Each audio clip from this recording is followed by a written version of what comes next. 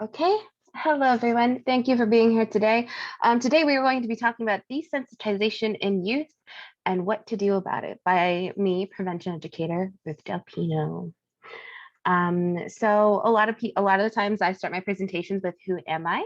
I am Ruth Delpino, if you don't know by now. I'm a prevention educator for the Mercer Council on drug addiction and alcoholism. Or I can never get the name right. Most of the time it's reversed. I'm the Mercer County grant coordinator. I have a Bachelor of Arts in Global Studies, Political Science, and American Studies. I'm certified in teaching English as a foreign language, life skills training, and leadership. So that's where I'm coming from. So I always start off with why this presentation. A lot of the time when people start these presentations, they may be scared to know what information they're going to find, but this is not to scare you. This is to inform you.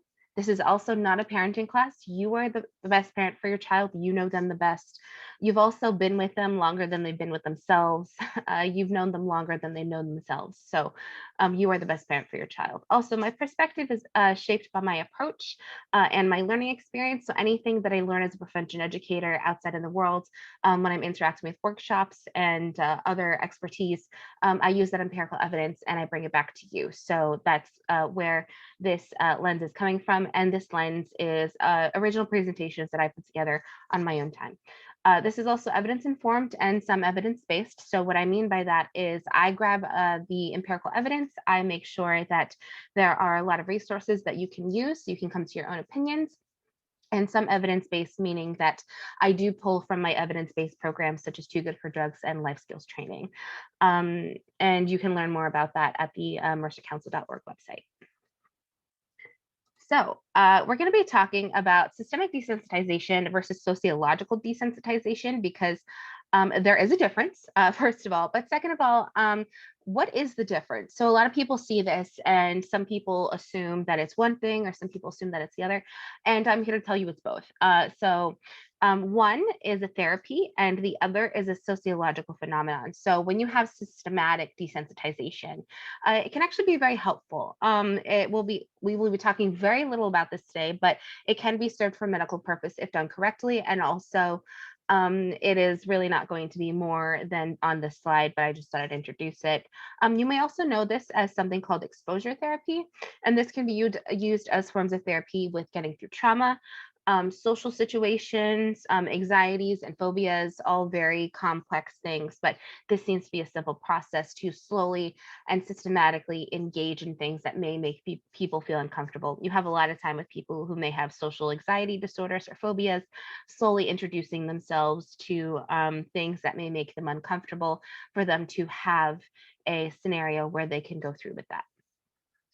Also, it is systematic and methodical, so there's that. But some examples of there's sociological desensitization, and this in particular, desensitization is referring to a phenomenon of people becoming less disgusted, less curious, less afraid, and less concerned about the world around them. And this is also due to repeated exposure from things that may be violent, things that may be uncomfortable, things that are constantly being reported on, things that are really hard for people to come to terms with. And that may be also something that is of concern. So some examples for this are COVID, Black, Indigenous people of color, and the violence against them. A lot of the time when you are looking at news articles and things like that, or on the media, of medias of some sort, you can really see the violence that happens. And because of this violence, it really can mean that people, especially who identify with the parts that are being perpetrated against, they can have a lot of scarring, but victimization, but also it can be really difficult for them to process these feelings. So desensitization may be a defense mechanism, and it may also be something that helps them cope with the reality that this is just the way things are, kind of thing. Also, oversaturation of sex and expectations of growing up in the media, and also just peer pressure, things around them, the way the world is working, the way the world works. As we're growing up and going through a lot of things. I also would like just to harken back to COVID just for a second, where a lot of the time when we saw people who were hyper vigilant, I know that there are people in my life who used to be hyper vigilant with COVID have now started to wean their way away from washing their hands every time they come home, or making sure that their clothes are clean, or things like that, because it can be exhausting. But it can also be normalized. So there are two different types of responses that can happen, right? Um, so to sort of put words to what desensitization actually means, I wanted to show a video so that if you are ever asked a question like this from a child or someone who really doesn't know, then it can be very helpful to put some words in here. And it will be talking about violence in media, but it can be applicable to other parts of life too.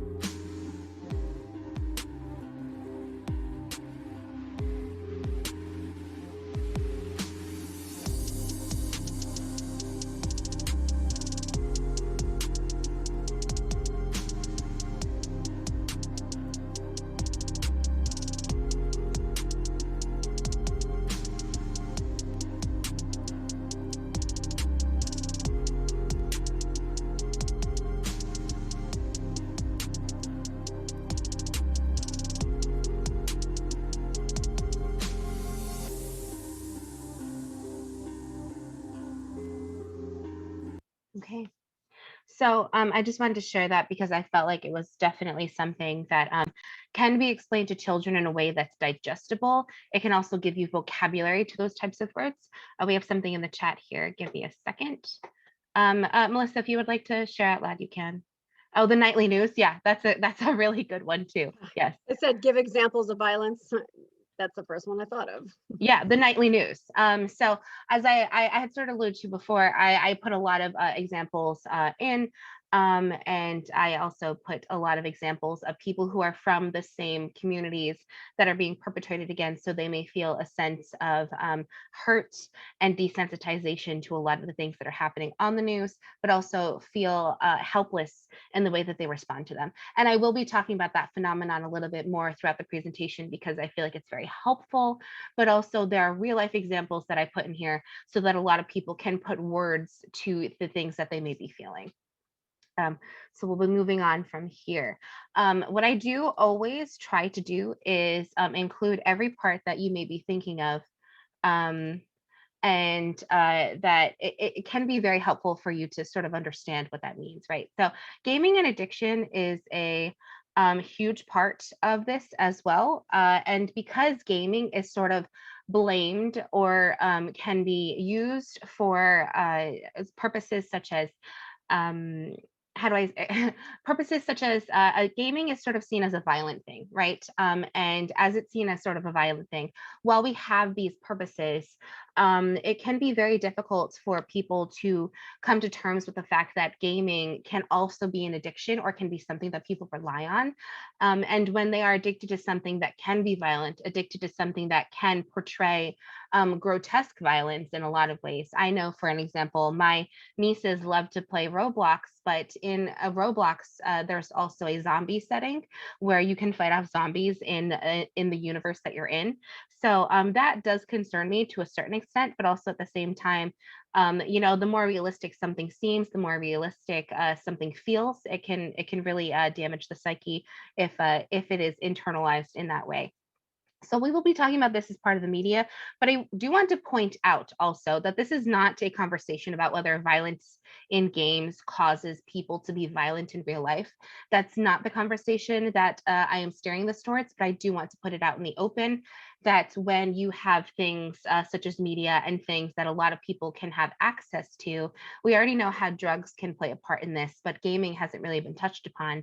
And it can be considered part of an impulse control according to WebMD, but also there are a lot of other studies here. Compulsive video gaming can have negative effects on the developing mind and body, adult players too. So this is not something just for children. They may suffer from effects from hours spent sitting on the couch or in one particular spot. They may have a sedentary lifestyle, which means they are not able to move. Their body is not able to engage in the daily life that humans are supposed to have with sunlight, moving, and things like that. There is also a lack of social engagement. So there's definitely some sort of socialization when you are gaming, but there's no in-person part. So you're not able to see the person's facial expressions. You're not able to see the person's reality. Whatever they want to show you is what you see, right? And sometimes it's just a voice on a screen. So there is a lack of social engagement there. There's also problems with concentration and attention because gaming is something that's so exciting. It's something that's so ready for people to interact with that if they don't see something that's truly stimulating in their real life, it can be very difficult for them to come to that reality, right? So if they say, I'm in a Starbucks and I'm getting a cup of coffee and there's no zombies around here, why am I here? So they can be comparing their real life to their online life, and that can be a dangerous game to play when they choose their online life more than they choose their real life. Also, when you are gaming, you are immersed in a world, so you tend to avoid developmental tasks. And also you have increased aggression or violence because they may devote a lot of time to games that focus on combat. So they may want to reiterate or reenact some of those actions like we had seen in the last video.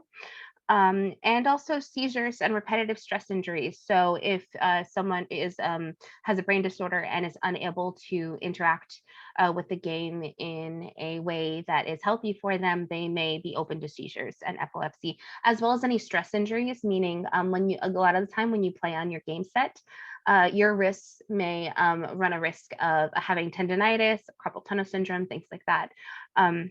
So if you do too much of it and you stress those muscles in the wrong way, then it can lead to problems later on in life. It is not technically categorized as an addictive disorder. And I do want to make that clear, but there are different parts of this that can play into it. So there could also be poor performance at school, neglect of other hobbies and friendships, symptoms of physical or psychological withdrawal, such as loss of appetite, sleeplessness, agitation, or emotional outbursts. And also it can be used as a coping mechanism. So it can be used as a healthy one, but as we all know, too much of something is never a good thing, right? I know that I would love to have 50 kittens because they're amazing, but I don't think that I'd be able to handle 50 kittens at once, taking care of them, making sure that they're all fed and everything. That just seems like too much. So too much of anything. We just want to make sure that's not part of it. I will be alluding to later how advertisements do play a part in the way that people interact with media and gaming. But we're going to leave that for the next couple of slides, just so I can, tie it together in a more fluid way. Okay, so social media and addiction. So we have here, what does it look like? And I do want to say here that social media can play a part in its own way. And if you say your children are addicted to social media, I would like to also offer that opposing their use of social media may be different than them actually engaging for long periods of time on their phone. So if you say, oh, you're on social media all the time, are they on a TikTok? Are they on Facebook? Are they on Instagram? Are they on YouTube? Or are they talking to their friends? Are they writing an email? Are they looking up interesting or useless facts? These are all things that we also need to know in order for us to really be okay with social media and for us to understand how our children are interacting with it, right? So, and also at the same time, are children and adults actually capable of um, being dependent on social media? And the Addiction Center sort of has some interesting points here. There was an interesting observation, and the findings are kind of they showed a lot in terms of what we can look at here. So another perpetuating factor of social media addiction is that the reward centers of our brain are activated. So it is estimated that people talk around about themselves around 30 to 40% of the time. However, social media is about showing off one's life. So if you're able to show off one's life, then people talk about themselves a staggering 80% of the time, meaning that they are displaying things that they had done, they are displaying things about their lives. They're saying, hey, this is my wonderful boyfriend, this is my wonderful girlfriend, this is my wonderful significant other, here's my dog, here's something that I've done today. These are all things that they're talking about for themselves by themselves. And if they're engaging with other people, that validation of likes and things of that sort does release dopamine in the system so that people are actually interested in what that kind of looks like, and also can be dependent on those types of feelings. I would say also when you have social media and addiction, the engagement is something that's really important. Are they engaging it with it in a way that is helpful or it is hurtful?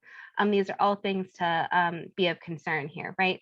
So advertisements playing a role is also a great point that I did want to make. And I also talk about this with Amy Argirio, who is another prevention educator at the Mercer Council. And I feel that we have said things here that um, I don't need to repeat, but also I've already said it. And I think that it could be really interesting in the way that social media plays a part and can suck children into being interested in social media, but also being really dependent on it. So I just want to make sure that we are at the place we're supposed to be. And here we are. Okay. Follow you have on social media. These companies are persistent in getting you to buy their products, and they will do that.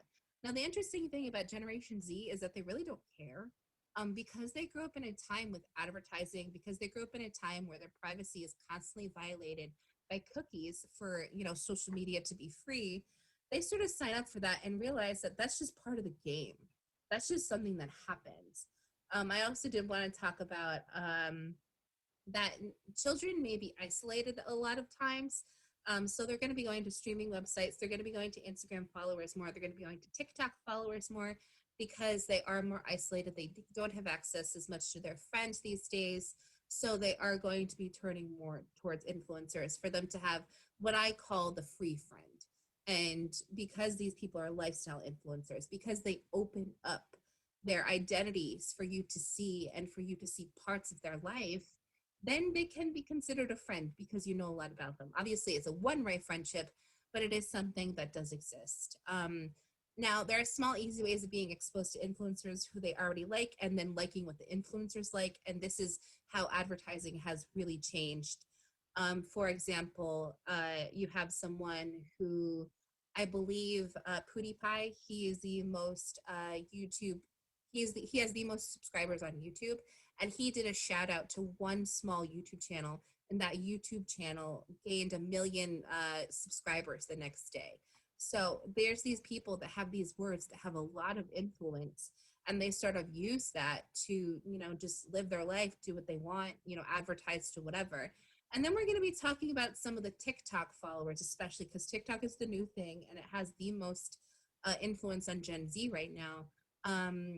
You have here people being free friends, for example. You have Charlie D'Amelio has been seen vaping in her TikTok. Zoe Laverne is 19 with a scandal about kissing a 13-year-old. Tony Lopez, who's 21, has been accused of sexual battery. And these are all TikTokers. These are all people that have a huge following that not only influence what sort of products you buy, but they also influence what you can act like in public.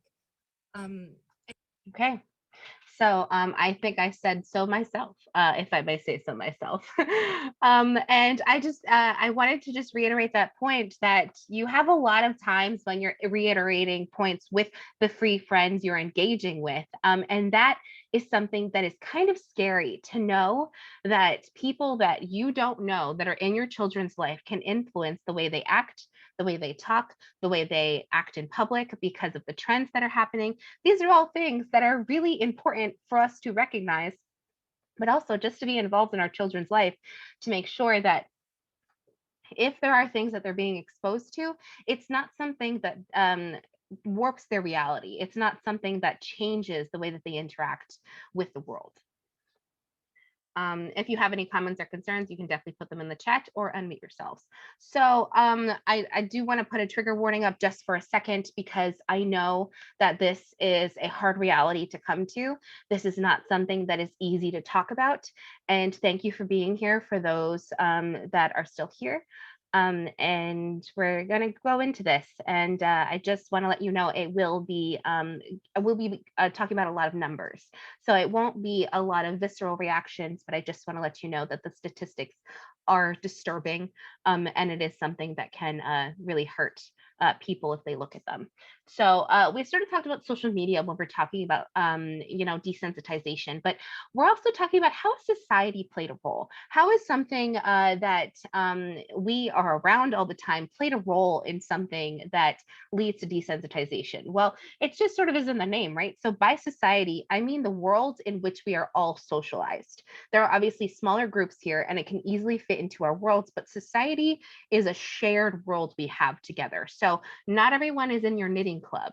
Not everyone is in your book club, but everybody engages in media and social media in some capacity, whether it's through the computer, whether it's through the TV, whether it's through your phone. All of these social media aspects are truly important for us to understand so that we move on and understand that they play a role in the way society plays a role.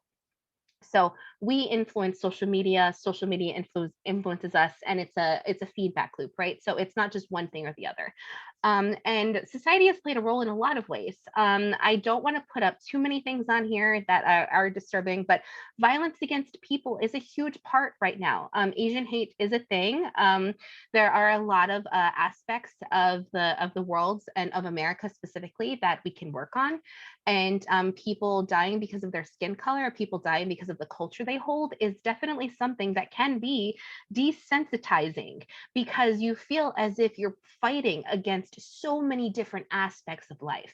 It's not just one person that you can educate. It feels as if you have to educate all of America in order to have them understand that people should be people, right? So it can be very difficult for us to come to those kinds of terms. And so in that own right, with just that type of reality and just that type of mindset, it can be very desensitizing. It can be very hard for us to come to those conclusions and for us to fight against something that seems as if you're fighting against a machine rather than people. I also want to reiterate, just so that Gen Z, just so we can more specifically focus on Gen Z just for a second, school shootings are a thing that Gen Z deals with every day. I understand that we are in lockdown. I understand that some of us are still in virtual, which is why we're doing it like this. But at the same time, school shootings have been a huge part of the way Gen Z has been socialized. School shootings, I know from my particular school that my nieces go to, they have at least 3 lockdown drills a year, 1 bomb threat, 1 school shooting, and 1 fire drill a month. Now, I don't know if anyone here has had to go through those types of drills while in school, but I would argue that a lot of people haven't had to deal with that reality the same way Gen Z or even millennials have, because school shootings are such a visceral thing. It is not an outside source. It is not us against someone else. It is us against people in our own communities. And that in itself can be harder for us to face. It can be harder for us to come to terms with, and it can be harder for us to understand. And I do have a huge list, and once again, these are just numbers of school shootings that were in the United States, and this is from the 2000s. And we're going to keep going. And I'm in 2013. I'm in 2016, 2020, and March 1st, 2021.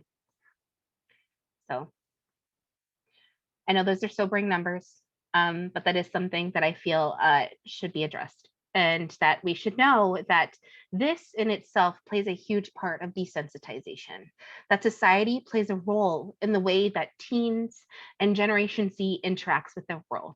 I would also argue that the way we report our media and the way that we report our numbers can be very frightening too, such as this was already alluded to before with the nightly news, but CNN does a great job at hyper analyzing everything. And I don't know if you've ever sat with CNN just for a couple of hours. And I don't know if anyone sat down for 2 hours at a time watching the news, but my father is a great avid news watcher, and he sits down for 2 hours and he learns the same information, just presented in different ways. And CNN does a lot of that. And this is just one example. They put together a graph of just what it is, but also they report on these things, and they keep reporting on them, and they keep reporting on them. But at the same time, I also would like to say that the American Academy of Pediatrics did a study on desensitization, and what they found is that have consistently found the exposure to violence at high levels and across multiple contexts has been linked with emotional desensitization, indicating by low levels of internalizing symptoms. And the long-term consequences of such desensitization are unknown, but we should know that if you are exposed to something for a long period of time, do you just have a lack of disgust? Do you have a lack of concern? Is it just something that you are constantly interacting with that you just have to rationalize in order to live with it? These are all realities that teenagers have to go through when it comes to things that they're supposed to be in school for. So just putting you in the mindset of your kids that may be sitting in a classroom scared that they might die that day. And this can really reiterate desensitization. This can reiterate the mindset that they feel. So I don't want to beat a dead horse, but this is another graphic that I thought was very telling. There has been 10 years, 180 school shootings, and 356 victims. And this is from 2019. This doesn't include 2020 or 2021. So this is a sobering number. But I think also it is good to honor what has happened and make sure that we do better. So any reactions? I know that that was sort of heavy, but any reactions before we move on? Okay. All right. If you have any concerns, you can obviously put them in the chat. But I also want to reiterate that this is a TED Talk about new normals. And how this Gen Z teenager was talking about, actually, she did this at TEDx talk in Bangkok of all places. And I had the honor of meeting her because she is actually just a wonderful speaker, but also someone who really paints a picture on what desensitization to violence really looks like and how that can interact with teenager psyches. And we're going to be talking about some of those stuff. All right, here we go.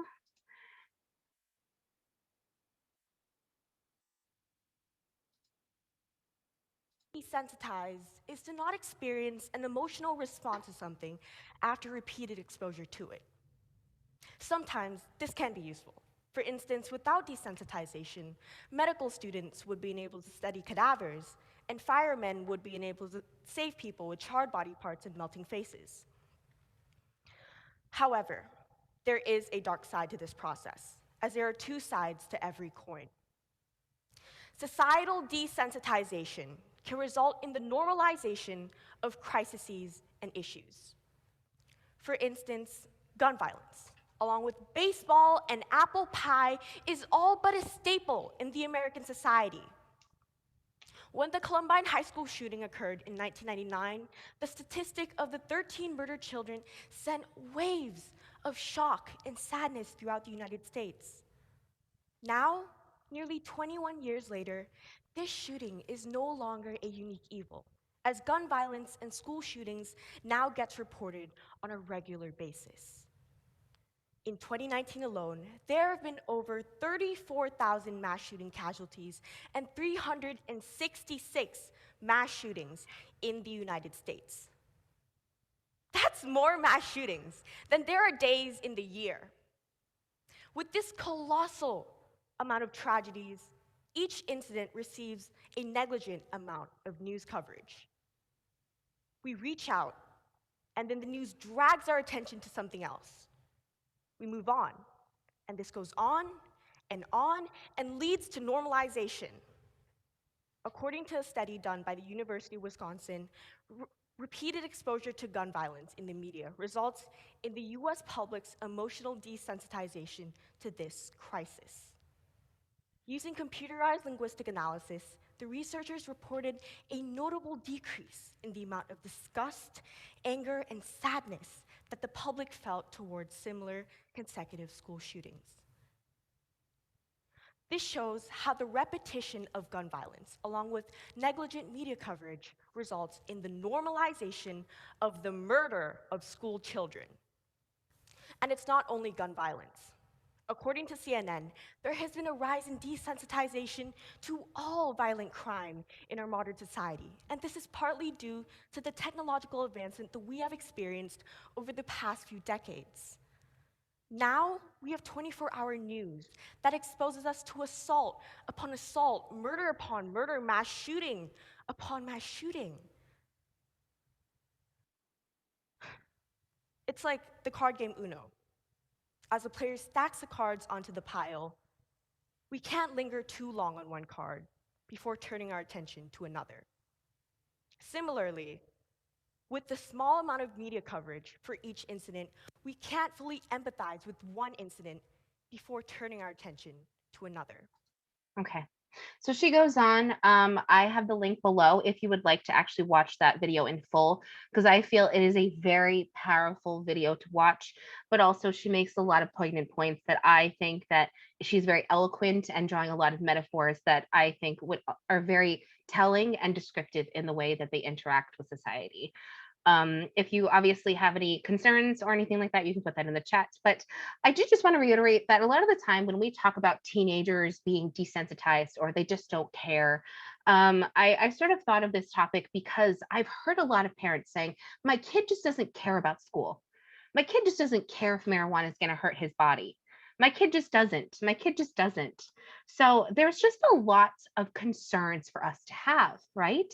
And I think at the same time, we there's definitely responsibility and personal autonomy we need to reiterate and foster in our children. But at the same time, I do want to say it's not always their fault. That there are statistics in here that tell us that children are exposed, that children are worried, that children are concerned, but at the same time, it's so much information overload for them to completely understand what's happening to them, to their friends, to their communities, and to their country. So those are all things that really can be jarring for people. And for us to have defense mechanisms such as becoming more stoic, such as deciding to compartmentalize, those are all things that are very useful for survival. But they also reiterate points that sometimes teenagers don't really care what you're saying because they feel as if nothing matters. Because if a lot of things are happening, nothing seems to matter, right? And especially during a time of COVID, it can be very difficult for us to come to these realizations. Thoughts, concerns, any of the sort? Okay. I hope I'm making good points. And if you obviously want anything to be reiterated, you can put that in the chat. And it's always You're making excellent points. And you have great supplemental information to break it down and to break it up. And it was especially poignant to hear it from her point of view as a youth who is actually seeing this in school or experiencing the drills. So thank you for including her voice. Of course. And she does allude to something called normalization. And I sort of want to reiterate, a lot of people think normalization is just, oh, it's just the new normal. It's more complicated than that. And I want to say that normalization is systemic and systematic in the way that it reiterates its points. So, what is normalization? And I'm going to use this example because I feel like everyone has sort of something like this in their family. Uh, a racist grandma or grandpa, when it's normal to respond to things that have always been, but also you know what that they're going to say and you chalk it up to them being a product of their time. But if you live in the time, you have to adapt. The world is not changing and it's making space for people and things long ignored. And you understand that it's now part of the backdrop. And especially when you're on family holidays, especially at Thanksgiving or Christmas, when they say something that's a little bit off or a little bit off base, you're like, oh, it's fine. It's just a product of their time. They're too old to understand. But it's saying that when you accept that, it becomes part of the backdrop of your Thanksgiving dinners. It becomes part of the backdrop of how your children interact with your mother or father, if that is their grandma or grandpa, right? So it really does tell us that when we accept that and when it comes part of the media, we sort of look at it as responding to your family members to how do I put this? When they respond to people of color in not a nice way, we're just like, okay, that's them. But in reality, calling them out, making it not normal is something really important because otherwise it becomes a part of the fabric. It becomes a part of the DNA of how your family works, at least in that given moment. So if you normalize it, if you say, oh, it's fine, then it reiterates the same points that this now is acceptable. And that is what normalization is. It reiterates points up until the point that it is acceptable. And normal doesn't mean good. Normal just means what happens all the time. So those are all points that I'm trying to make, but also that I hope adds some discourse to what we think the new normal should look like. So I also have here a couple of different things. That showing violent and racist acts on television are something that are very hard for us to come to terms with, right? But at the same time, there is a wonderful resource called Appalachian Online, and they have an opinion piece called "Let's Stop Normalizing Violence." And I think that what they say and what they sort of point out is that you need and what the conclusion of the thing is that they say you need to care. And I think that a lot of people realize that caring is extremely important, that caring and empathy are all parts of what we need to do. But this is just something that happens, right? So when we have something about social media, which I will allude to next, there were a couple of tweets that this particular person had analyzed. And this is from Mexico specifically, but I just want to reiterate the point that language changes, but they did the study on Mexicans who were teenage Mexicans. Okay, so it was part of a study where they looked about the drug war and how the drug war actually changes the way teenagers had tweeted. So this was about a 2-year study, and this actually was published in 2014. And what they had essentially said, I'm going to click on it just so you can sort of see the overview. They sort of said that there are 100,000 people dead or missing. And in 2014, and there was an increase of reporting. So there was a lot of reporting at first because people were really concerned about what was happening when the drug cartels started taking over parts of Mexico. But slowly, over time, what they had realized was that they started using language that showed that they were less concerned. So at first, they were disgusted. At first, they were scared. At first, they were saying, what's going to happen to us? And later on, probably about a year in, they had said, well, I'm bored. Anybody want to hang out? So there was a lot of difference in the way that we see them responding. Because if you're used to something constantly being hurled at you, if you're used to something constantly being made for you to have to withstand, there's less of an infuriating response. There's more of a, well, it's a violent day, let's just move on. So as you can see also, it says violent day yesterday in Monterey, leaves 5 executions. Numbers. It's constantly numbers without the faces. So it's also a really good resource and a great example of desensitization in a very violent place. Also, social media and its influence. We're going to move on to something just a little bit lighter, just because I feel a lot of death could not be very good for us, right? So recent studies show that 75% of teenagers seeing photos of social networking sites of other young people smoking weed or drinking alcohol encourages them to experiment in the same way. So I have talked about this before in my YouTube video on marijuana, as well as my YouTube video on advertising. And myself and Melissa also talked about vaping and how it's normalized in TikTok.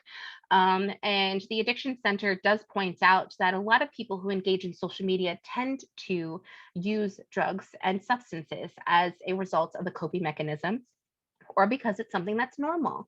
I know a lot of the time, especially with the marijuana policy coming out, we all are concerned for a lot of different things, but more specifically, how people will view marijuana now compared to brain development, especially teenagers that are, just turning 18 and deciding what is good for their bodies. Those are things and conversations that they have with themselves and their peers. And slowly over time, we're seeing that the public opinion of what marijuana looks like is hard. Is disheartening, but also there's a lot of mixed stuff in there, right? So in this reality, it can be difficult, but there is hope, and I do want to put that out there because I know there's a lot of doom and gloom in here. But here at the Pew Research Institute showed that the social trends for Generation Z so far is that they are extremely politically and socially motivated to change things for the better. And what that means is there are a lot of social movements. There's a lot of social movements for justice, peace, political reform, and rights. And even here, they have meet 4 Generation Z activists who are going to save the world. And the fact is that I think the point that I'm trying to make is the kids are going to be all right. It's going to be scary. It's hard for them to understand certain points, but they're going to be okay because there are people that really are fighting the good fight, sitting there making peace with things that hurt them, making peace with the world that is hurting them, and then going from there. So there are places for them to use their energy. There are spaces for them to use their influence, because social media can also be a place for people to connect with others with like-mindedness, for people to connect with people and places that stand for their visions of the future, to find people that are good for them, to find people that inspire them. These are all parts of the social media part as well. So you have the bad stuff, but you can also have the good stuff too. And a lot of the time, a lot of people will be asking, how can I help? Because this is a big point that a lot of people want to understand, right? And because you have something at your fingertips constantly, because we are constantly engaged in the news, we are constantly engaged in social media, how can you help, right? How can you help your child? One, the way you respond to tragedy matters. If you say, oh, another shooting happened today, or oh, another person passed away from COVID, like that in its own delivery gives permission to people to respond in different ways. So, for example, if you say, another shooting happened today, and then you sit down with your child and explain that shootings aren't right, that, people shouldn't be doing that to others, that, the victims really should be remembered, things like that, how you respond to tragedy matters. Give them distractions if it's too much for them. Instead of giving them social media, go out with them, go to the mall, or bake something with them, have a conversation that's really funny or engaging. Be involved in their lives, meaning know who their friends are, know what they're involved in, know what their interests are. Also, give them the vocabulary to respond appropriately. I know I've heard a lot of Gen Zers say, and excuse my political incorrectness for a second, they say that sucks, or oof, that in itself is okay, that's good lingo, but at the same time give them vocabulary to respond appropriately. I feel sad today, I feel enlightened, I feel excited, I feel elated. All of those things are really important parts for us to understand, because if they're given the vocabulary, then they are given the vocabulary to have a conversation, and if they're able to have a conversation, they can help themselves and other people process what they're going through. Also, if you're really concerned, you can also get involved in policy that affects your child's well-being. That is also a part that is really important too. So for example, if you have policy that you're saying, well, the marijuana bill is going to normalize marijuana use, try to get involved in policy that affects your child's well-being. Say, you know what, I'm not okay with this, and talk to people and talk to others that have influence in policy making, and have hard conversations about the world. Protecting your child is really important, but at the same time, the world is the world. You can't protect them forever. And they are only exposed to so many things when they are involved in social media and media. So if you talk about the world saying, well, actually, in order to celebrate, for example, my nieces, I told them the other day that there's a village in India that plants trees every single time a girl is born in their village. And they find that so exciting because my niece, she said, well, being a girl is just hard. And I was like, you know what? There are places in the world that celebrate who you are and celebrate your gender and your gender expression. And you should be proud of that, because there are other people that are proud of that too. So talking about the world can be a really helpful place for people to start and to understand what the world looks like beyond the violence and the punishment and the punitiveness of all the hard and ugly parts. I always end with a, oh, I don't know where it went. My apologies. Is there a pic? Can you see that at all? Anybody see the picture? It's blue and it says teach them empathy, but Okay, all right. Oh, that's so sad. It was a really nice picture, but I guess it's not loading correctly. So but it looks like there was another slide that kind of just skipped through really quickly, but I'm not sure. That's okay. All right. So this says here, and I'm so sorry you can't see it because it has rainbows and everything. So I'm going to describe it to you. It has rainbows. And what it says, if you see someone without a smile, give them one of yours, by Dolly Parton. And I love Dolly Parton for a lot of reasons, and the way that she approaches life just inspires me. But at the same time, I do want to say teaching them empathy is really important. You're fighting an uphill battle. You're trying to make sure your kids become the best versions of themselves. I think, and I know that people are salvageable. Okay. So I just want to put that out there into the universe, that people are salvageable. You're trying to make sure your kids become better people, and how we help them, what we do with them, how we respond to difference, how we portray kindness, all of that matters right now for children to know. And for them to be their best, smile for them when they can't. Sometimes the world is really hard for them. And then they will learn how to smile for others when others can't, if you are able to teach them to do that themselves. So those are my closing thoughts on this. We will go back into the discussion room if you want, but thank you for being here. I appreciate your time. I appreciate your efforts, and have a lovely day.